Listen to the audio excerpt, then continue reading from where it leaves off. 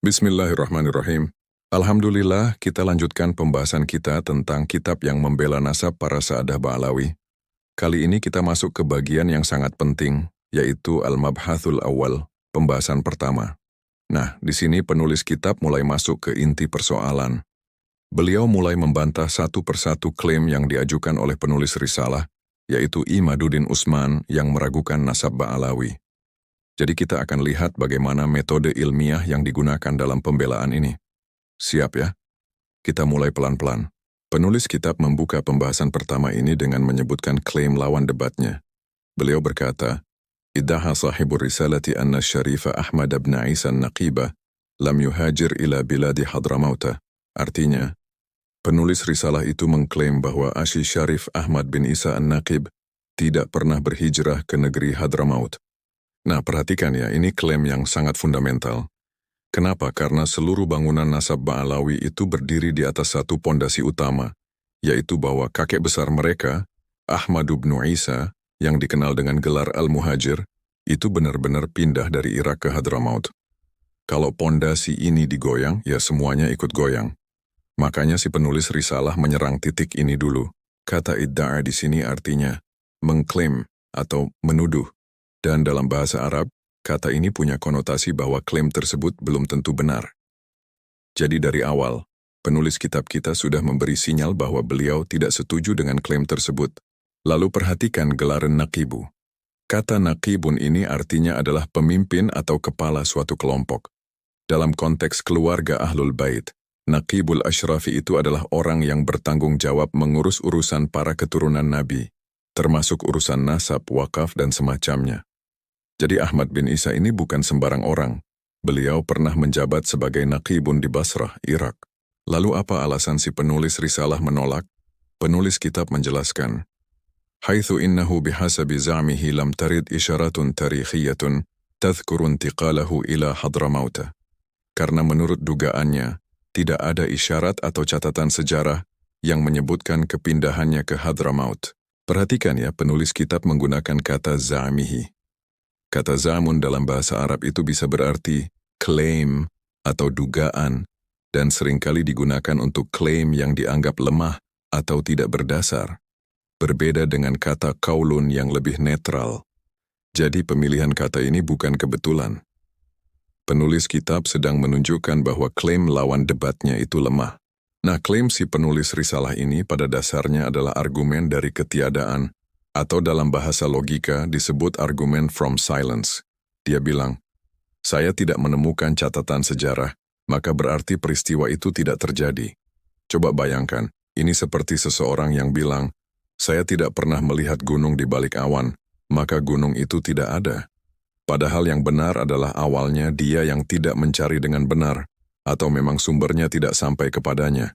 Sekarang kita masuk ke jawaban penulis kitab. Dan disinilah bagian yang sangat berisi. Beliau berkata, Al-Jawab, ittafaqa kathirun min arbab at-tawarikh wa ulama'i al-ansab fi Hadramaut wal Yaman wa ghairiha min al-buldan. Jawabannya, mayoritas ahli sejarah dan ulama nasab di Hadramaut, Yaman, dan negara-negara lainnya telah sepakat ala anna Syarifa Ahmad bin Isa al-Muhajir intaqala min al-Iraq ila al-Yaman thumma ila Hadramaut wa istaqarra biha. Membawa Asy Syarif Ahmad bin Isa al-Muhajir pindah dari Irak ke Yaman, kemudian ke Hadramaut dan menetap di sana. Ini penting banget. Penulis kitab langsung menunjukkan bahwa klaim lawannya itu bertentangan dengan kesepakatan para ahli. Perhatikan beliau menggunakan istilah arbabut tawarikhi, yang secara harfiah berarti para pemilik atau tuan dari ilmu-ilmu sejarah. Ini ungkapan yang menunjukkan bahwa orang-orang ini adalah pakar sejati di bidangnya, bukan sekadar penulis biasa. Dan beliau juga menyebut ulama ansab, yaitu para ulama yang khusus mendalami ilmu nasab atau silsilah keturunan. Lalu perhatikan juga penulis kitab menyebut bahwa kesepakatan ini bukan hanya dari satu daerah. Beliau menyebut fi Hadramaut wal Yamani wa ghairiha minal buldan, di Hadramaut, di Yaman, dan di negeri-negeri lainnya. Ini menunjukkan bahwa klaim hijrahnya Ahmad bin Isa itu bukan cerita lokal yang hanya dikenal di satu kampung. Ini kabar yang diakui secara luas oleh berbagai sumber dari berbagai wilayah.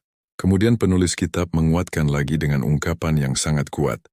واشتهر واستفاض وتواتر هذا الخبر بين أهل حضرموت واليمن وغيرها من البلدان شرقا وغربا. Dan kabar ini telah masyhur, tersebar luas dan mutawatir di kalangan penduduk Hadramaut, Yaman dan negara-negara lainnya dari timur hingga barat. Nah, coba perhatikan 3 kata yang berjajar di sini. Ishtahara dan istafada dan tawatar. Ini bukan pengulangan tanpa makna. Dalam ilmu hadis dan ilmu nasab, ketiga istilah ini punya tingkatan masing-masing dan ketiganya sengaja disusun berurutan. Kata ishtahara artinya masyhur, sudah dikenal banyak orang. Kata istafada artinya tersebar luas melampaui batas daerah tertentu, lebih luas dari sekadar masyhur. Dan kata tawatar ini yang paling tinggi tingkatannya. Tawaturun dalam ilmu hadis artinya diriwayatkan oleh begitu banyak orang dari begitu banyak jalur sehingga mustahil mereka semua bersepakat untuk berdusta. Jadi penulis kitab sedang mengatakan bahwa kabar hijrahnya Ahmad bin Isa ini bukan sekadar katanya-katanya, tapi sudah sampai pada level yang secara ilmiah tidak mungkin palsu. Dan beliau menambahkan syarqan wa garban, dari timur hingga barat. Artinya, ini bukan informasi yang terkurung di satu sudut dunia, melainkan sudah menyebar kemana-mana. Lalu penulis kitab menambahkan, وَدُوِّنَ وَأُثْبِتَ هَذَا الْخَبَرُ فِي كُتُبِ الْأَنْسَابِ وَالتَّوَارِيخِ وَالطَّبَقَاتِ. Serta kabar ini telah dibukukan dan ditetapkan dalam kitab-kitab nasab, sejarah dan tabaqat. Kata duwin artinya dibukukan atau dicatat secara resmi, dan uthbita artinya ditetapkan atau dibuktikan. Kedua kata ini dalam bentuk majhulun atau kata kerja pasif, yang menunjukkan bahwa proses pembukuan dan penetapan ini dilakukan oleh banyak pihak, bukan 1-2 orang saja. Dan beliau menyebut 3 jenis kitab. Kutubul Ansabi yaitu kitab-kitab khusus tentang silsilah keturunan, Kutubut Tawarikh yaitu kitab-kitab sejarah, dan Kutubut Tabaqat yaitu kitab-kitab biografi tokoh yang disusun berdasarkan generasi atau lapisan zaman. Jadi bukan hanya 1 jenis sumber, tapi 3 jenis literatur yang berbeda semuanya mencatat hal yang sama. Ini menunjukkan kekuatan bukti yang sangat solid. Sekarang setelah menetapkan posisinya, penulis kitab melakukan manuver argumentasi yang sangat cerdas. Beliau membalikan beban pembuktian kepada pihak lawan. Perhatikan. Bina'an alaihi fa inna man yaqulu bighairi dhalika alaihi an yuqaddima al-hujjata wad-dalila min nususin nassabina wal-mu'arrikhin. Berdasarkan hal tersebut, maka barang siapa yang mengatakan selain itu wajib baginya untuk mengajukan hujah dan dalil dari teks-teks para ahli nasab dan sejarawan. Ini sangat penting dari sisi metodologi ilmiah. Prinsipnya begini. Kalau sesuatu sudah mapan, sudah disepakati, sudah masyhur dan mutawatir, maka yang ingin membantah itu yang harus membawa bukti. Bukan sebaliknya. Dalam kaidah usul fikih, kita kenal prinsip al-aslu baqa'u ma kana ala ma kan. Yang asli itu tetap pada asalnya sampai ada bukti yang mengubahnya. Jadi kalau sudah mapan bahwa Ahmad bin Isa hijrah ke Hadramaut, ya yang mau menolak harus bawa bukti yang kuat. Dan perhatikan, penulis kitab tidak cukup dengan 1 tuntutan saja. Beliau menuntut si penolak untuk membuktikan 3 hal sekaligus. Pertama, allati tuthbitu adama intiqali syarif Ahmad bin Isa an-Naqibi ila Hadramaut, yang membuktikan ketidakpindahan As-Syarif Ahmad bin Isa an-Naqib ke Hadramaut.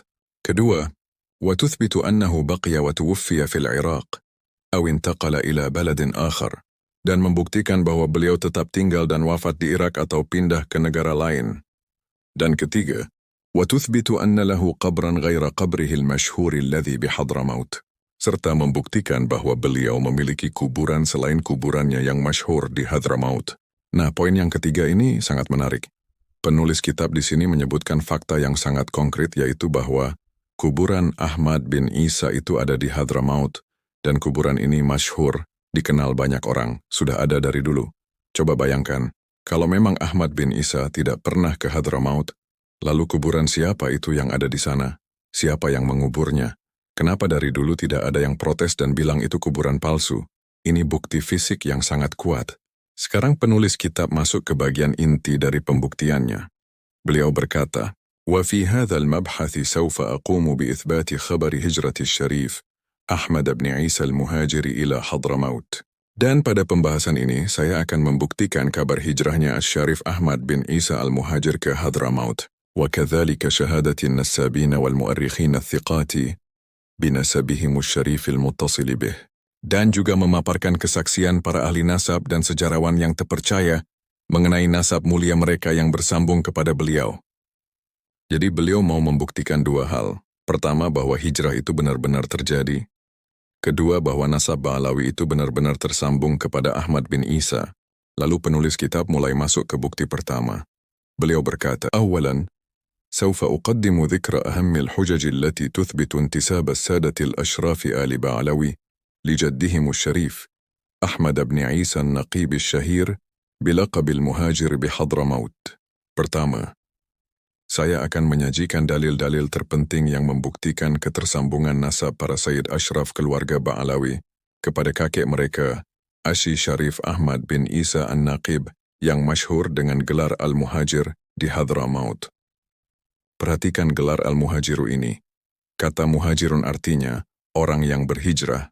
Gelar ini sendiri sudah menjadi bukti, karena gelar ini melekat pada Ahmad bin Isa sejak zaman dahulu. Kalau beliau tidak pernah hijrah, kenapa beliau dijuluki Al-Muhajir? Gelar itu bukan muncul dari ruang hampa. Gelar itu diberikan karena memang beliau melakukan hijrah. Kemudian penulis kitab menjelaskan metode pembuktian yang akan beliau gunakan. من خلال عرض تصاريح وشهادات الحفاظ والمحدثين الثقات في رواياتهم وأسانيدهم. Melalui pemaparan pernyataan-pernyataan jelas dan kesaksian para hufaz dan ahli hadis yang terpercaya dalam riwayat dan sanad mereka. Nah, ini metode yang sangat kuat. Penulis kitab tidak menggunakan sembarang sumber. Beliau menggunakan tasarihu, yaitu pernyataan-pernyataan yang eksplisit dan jelas, bukan sekadar isyarat samar-samar. Dan sumber pernyataan tersebut adalah al-huffadhu, yaitu para penghafal hadis yang sudah diakui keahliannya, serta al-muhaddithuna thiqatu, para ahli hadis yang terpercaya. Dan yang lebih penting, pernyataan mereka ini ada dalam riwayatun dan asanidu, yaitu riwayat-riwayat yang punya mata rantai periwayatan yang jelas, bukan sekadar cerita tanpa sumber. Ini seperti kalau di zaman sekarang, kamu mau membuktikan sesuatu di pengadilan. Kamu bawa saksi-saksi ahli yang kredibel, yang punya bukti tertulis, yang bisa dilacak sumber informasinya. Bukan sekadar bawa orang yang bilang, katanya-katanya. Kemudian penulis kitab menjelaskan lebih lanjut tentang sifat bukti-bukti ini. فهناك الكثير من الإجازات والأثبات التي شهد وصرح فيها الحفاظ الثقات عن الثقات بنسب السادة الأشراف آل بعلوي الحسينيين. Maka terdapat banyak ijazah dan atsbat yang di dalamnya para hufaz yang terpercaya telah bersaksi dan menyatakan dengan jelas dari para perawi yang terpercaya pula mengenai nasab para Sayyid Ashraf keluarga Ba'alawi al-Husaini. Dua istilah penting di sini, al-ijazatu dan al-athbatu. Al-ijazatu dalam tradisi keilmuan Islam adalah semacam sertifikat atau izin yang diberikan oleh seorang guru kepada muridnya, yang menyatakan bahwa murid tersebut berhak meriwayatkan apa yang telah dipelajarinya dari sang guru. Dalam ijazah ini biasanya disebutkan nama lengkap beserta nasab, baik guru maupun murid. Jadi ijazah-ijazah kuno ini menjadi semacam dokumen resmi yang mencatat nasab seseorang. Al-athbat, bentuk jamak dari thabatun, adalah catatan atau indeks yang berisi daftar riwayat seorang ulama, siapa guru-gurunya, apa saja yang diriwayatkannya, lengkap dengan sanad-sanadnya. Ini juga dokumen yang sangat berharga untuk penelitian nasab dan sejarah, dan perhatikan ungkapan al-huffadhu thiqatu ani thiqat. Ini menunjukkan bahwa mata rantainya kuat dari ujung ke ujung. Bukan hanya periwayat terakhir yang terpercaya, tapi juga orang yang diriwayatkan darinya itu terpercaya. Ini seperti rantai emas, setiap mata rantainya kuat. Lalu penulis kitab menyebutkan ciri penting dari bukti-bukti ini. في الروايات المسندة عن الحفاظ المحققين الثقات والتي تعود إلى القرن السادس والسابع الهجري. Di dalam riwayat-riwayat yang bersanad dari para hufaz muhaqiq lagi terpercaya, yang mana riwayat-riwayat tersebut berasal dari abad ke-6 dan ke-7 Hijriah. Ini poin yang sangat krusial. Bukti-bukti yang diajukan ini bukan dari zaman modern, bukan dari abad ke-9 atau ke-10 Hijriah. Ini dari Al-Qarnus Sadisu was-Sabi'ul Hijriyu, yaitu sekitar abad ke-12 dan ke-13 Masehi. Itu artinya, hanya sekitar 3 hingga 400 tahun setelah masa Ahmad bin Isa sendiri yang hidup di abad ke-3 Hijriah. Semakin dekat suatu sumber ke masa yang dicatatnya, semakin kuat nilainya sebagai bukti sejarah. Dan perhatikan kata al-muhaqqiqin. Kata ini dari akar kata tahqiqun, yang artinya penelitian mendalam, verifikasi, memastikan kebenaran sesuatu.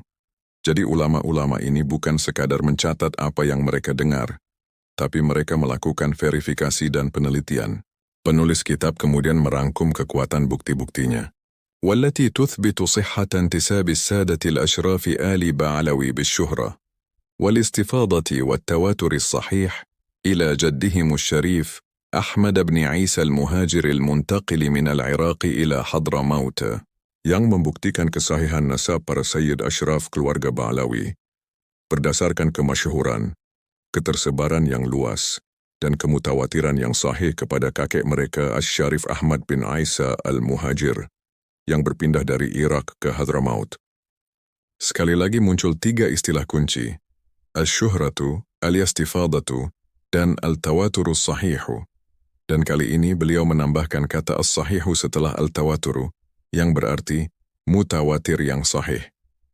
Ini untuk menegaskan bahwa kemutawatiran ini bukan sekadar banyak orang bicara, tapi memang sanad-sanadnya sahih dan bisa dipertanggungjawabkan.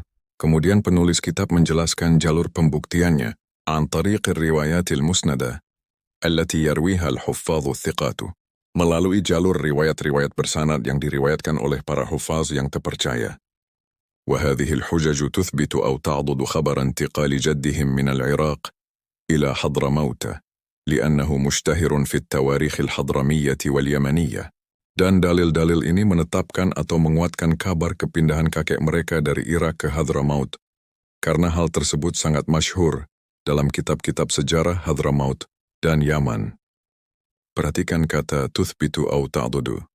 Kata tuthbitu artinya menetapkan secara langsung, sedangkan ta'dudu artinya menguatkan. Penulis kitab sangat teliti di sini. Beliau membedakan antara bukti yang langsung membuktikan dan bukti yang berfungsi sebagai penguat. Keduanya punya nilai dalam pembuktian ilmiah. Lalu penulis kitab memberikan penilaian umum tentang sumber-sumber ini. Inna syahadatil huffadhi thiqat tu'addu min aqamil masadiril mahfudhati allati sarrahat wa dhakarat silsilatan nisbati syarifatil husayniyatil hadramiyah. Sesungguhnya kesaksian-kesaksian para hufaz yang terpercaya dianggap sebagai salah satu sumber tertua yang terpelihara, yang menyatakan dengan jelas dan menyebutkan silsilah nasab mulia Al-Husaini di Hadramaut. Kata aqdamul masadiril mahfudhati sangat penting. Aqdamu artinya paling tua atau tertua, dan al-mahfudhatu artinya yang terpelihara, yang masih ada sampai sekarang. Jadi ini bukan sumber-sumber yang hilang, atau hanya konon katanya ada. Tidak. Ini sumber-sumber yang masih bisa dilihat, dibaca, dan diteliti sampai hari ini. وما تزال هذه الشهادات محفوظة إلى الآن في بطون المخطوطات والكتب. Dan kesaksian-kesaksian ini masih terus terpelihara hingga sekarang di dalam naskah-naskah manuskrip dan kitab-kitab. Perhatikan ungkapan butunul makhtutat. Kata butunun secara harfiah artinya perut-perut. Ini ungkapan kiasan yang indah dalam bahasa Arab.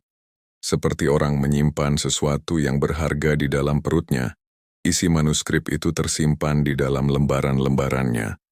Ungkapan ini sangat lazim dalam sastra Arab untuk menunjukkan sesuatu yang tersimpan di dalam kitab-kitab. Dan kemudian beliau menyebut sifat periwayatannya. وَلَقَدْ صَرَّحَ بِهَا الْحُفَّاظُ الثِّقَاتُ عَنِ الْحُفَّاظِ الْمُحَقِّقِينَ الثِّقَاتِ فِي رِوَايَتِهِمُ الْمُسْنَدَةِ الْمُتَوَاتِرَةِ. Dan sungguh para hufaz yang terpercaya telah menyatakannya dengan jelas dari para hufaz muhakkik yang terpercaya dalam riwayat mereka yang bersanad lagi mutawatir. Perhatikan lagi penekanan berulang. Al-huffadhu thiqatu anil huffadhil muhaqqiqina thiqat. Hufaz yang terpercaya meriwayatkan dari hufaz muhakkik yang juga terpercaya. Dan riwayatnya musnadatun artinya bersanad, bisa dilacak rantai periwayatannya, dan juga mutawatiratun artinya datang dari banyak jalur. Penulis kitab benar-benar memastikan bahwa buktinya tidak bisa digoyahkan. Sekarang kita masuk ke contoh pertama dari bukti-bukti tersebut. Dan ini sangat menarik. Penulis kitab menyebutkan, تصريح وشهادة الفقيه أبي الحسن علي بن مسعود السباعي الذي توفي في عشر الخمسين وستمائة. Pernyataan dan kesaksian Al-Faqih Abu Al-Hasan, Ali bin Mas'ud As-Sibai yang wafat pada dekade 50-an tahun 600-an Hijriah. Nah, siapa Ali bin Mas'ud As-Sibai ini? Beliau adalah seorang ahli fikih, ahli hadis, dan sejarawan yang hidup di abad ke-7 Hijriah. Beliau terkenal dengan perjalanan-perjalanan ilmiahnya ke berbagai negeri untuk mencari ilmu dan meriwayatkan hadis. Dan yang penting, beliau bukan orang Hadramaut. Beliau orang luar yang datang ke berbagai tempat, termasuk Yaman, dan meriwayatkan dari ulama-ulama di sana. Jadi kesaksiannya punya nilai independen. Wafatnya disebut fi ashril khamsina wa sittima'an, yaitu pada dekade tahun 650-an Hijriah, sekitar tahun 650 Hijriah. Itu berarti sekitar 7 abad yang lalu dari zaman kita sekarang. Apa yang dikatakan oleh Ali bin Mas'ud As-Sibai? Beliau berkata, Arwi sahih al-Bukhari an al-faqih al-sharif al-imam al-hafidh, Abi al-Hasan Ali ibn Muhammad, ibn Ahmad ibn Jadid ibn Ali ibn Muhammad ibn Jadid ibn Abdullah, ibn Ahmad ibn Isa, ibn Muhammad ibn Ali ibn Ja'far as-Sadiq al-Husaini. Aku meriwayatkan Sahih Bukhari dari Al-Faqih Al-Sharif Al-Imam Al-Hafiz Abu Al-Hasan Ali bin Muhammad bin Ahmad bin Jadid bin Ali bin Muhammad bin Jadid bin Abdullah bin Ahmad bin Isa bin Muhammad bin Ali bin Ja'far Al-Shadiq Al-Husaini. Coba perhatikan baik-baik silsilah ini. Ini luar biasa penting.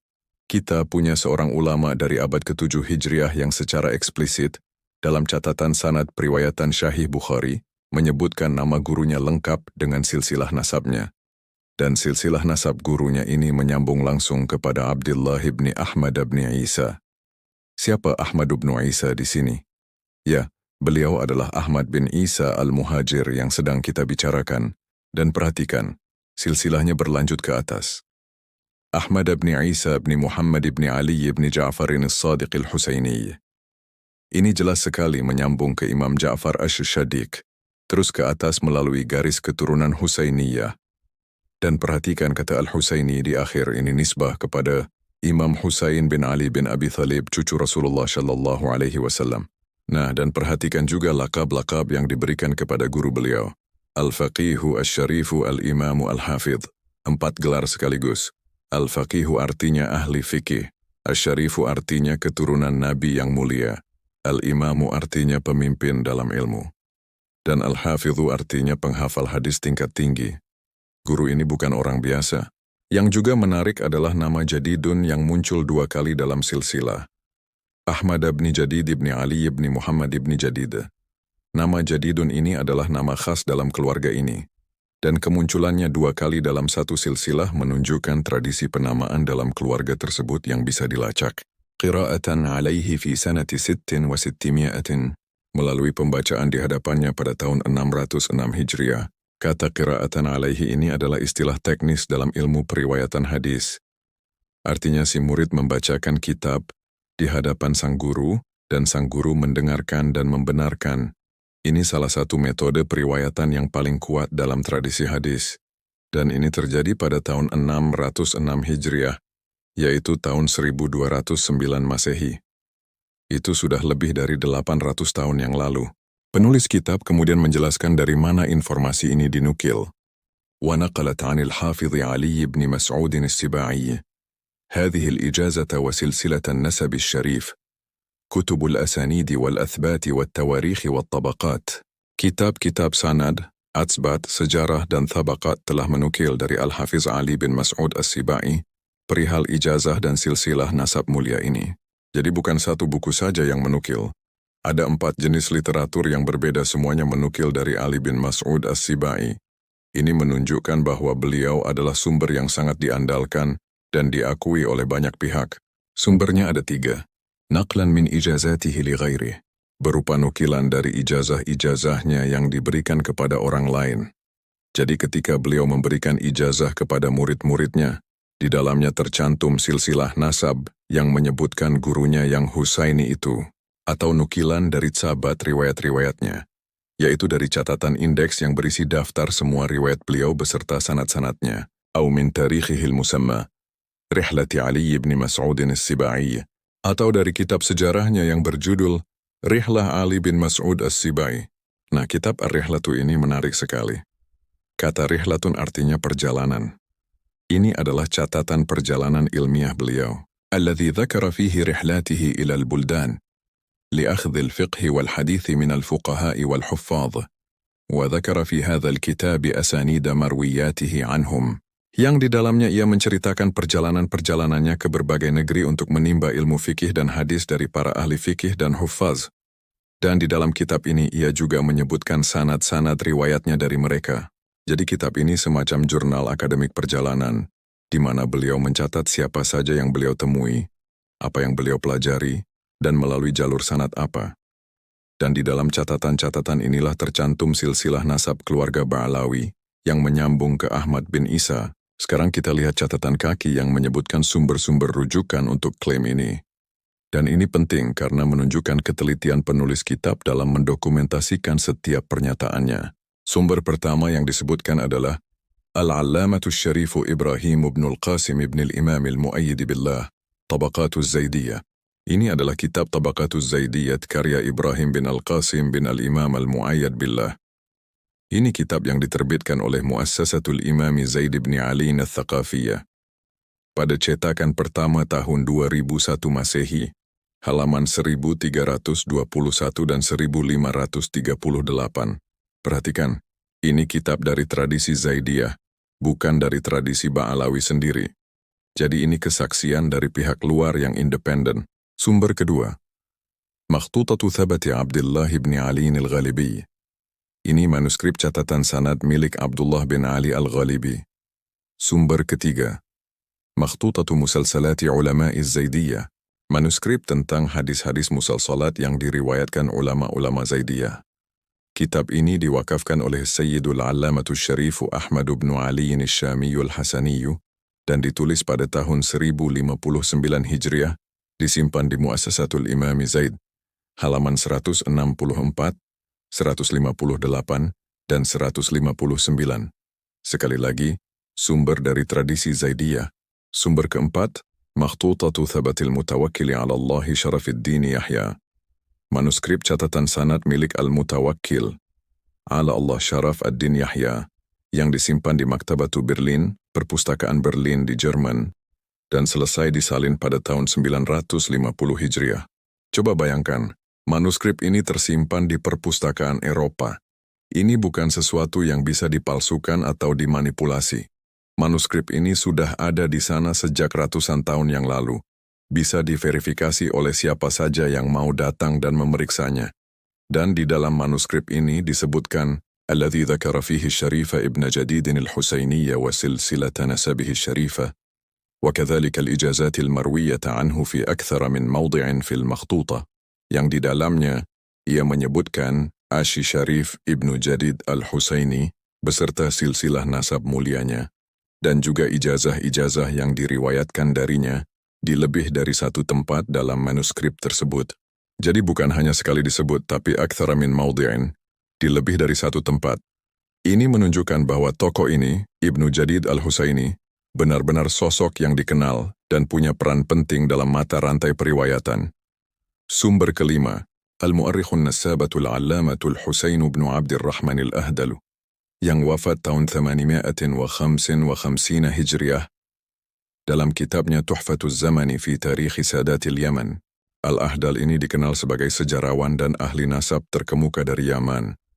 Kitabnya ini sudah ditahqiq oleh Abdullah al-Habsyi dan diterbitkan oleh Maktabatul Irsyadi di Sana'a pada cetakan pertama tahun 2012 Masehi, jilid 2, halaman 99. Dan yang sangat menarik, penulis kitab menyebutkan الذي ذكر فيه الأهدال أن هذا التاريخ مكتوب بخط الحافظ علي بن مسعود السباعي رحلة السباعي, yang mana di dalamnya Al-Ahdal menyebutkan bahwa kitab sejarah ini ditulis dengan tulisan tangan Al-Hafidh Ali bin Mas'ud as-Sibai, yaitu Rihlah as-Sibai. Jadi Al-Ahdal sendiri, yang hidup di abad ke-9 Hijriah, menyaksikan bahwa kitab Ar-Rihlatu itu masih ada, dan ditulis dengan tulisan tangan As-Sibai sendiri. Ini menambah kekuatan otentisitas sumber tersebut. Baik, sekarang mari kita rangkum poin-poin kunci dari pembahasan pertama ini. Poin pertama, klaim bahwa Ahmad bin Isa tidak pernah hijrah ke Hadramaut dibantah dengan kesepakatan para ahli sejarah dan ahli nasab dari berbagai negeri. Poin kedua, kabar hijrah ini bukan sekadar cerita lisan, tapi sudah dicatat dalam berbagai jenis literatur, kitab nasab, kitab sejarah, kitab tabakat, catatan sanad, dan ijazah-ijazah ilmiah. Poin ketiga, kabar ini berstatus masyhur, mustafid, dan mutawatir, yaitu tingkat kebenaran yang paling tinggi dalam standar periwayatan. Poin keempat, beban pembuktian ada pada pihak yang menolak, bukan pada pihak yang menetapkan, karena yang sudah mapan tidak perlu dibuktikan ulang. Poin kelima, bukti konkret pertama yang diajukan adalah pernyataan Al-Hafiz Ali bin Mas'ud As-Sibai dari abad ke-7 Hijriah, yang secara eksplisit menyebutkan silsilah nasab gurunya yang menyambung ke Ahmad bin Isa Al-Husaini. Dan pernyataan ini dicatat dalam berbagai sumber yang masih tersimpan hingga hari ini, termasuk manuskrip di perpustakaan Berlin. Poin keenam yang sangat menarik adalah bahwa sumber-sumber ini berasal dari tradisi Zaidiyah, bukan dari tradisi Ba'alawi sendiri, sehingga punya nilai independen yang sangat kuat. Ini seperti saksi dari pihak ketiga yang tidak punya kepentingan dalam perkara. Insya Allah kita lanjutkan di episode selanjutnya. Wallahu a'lam bishawab.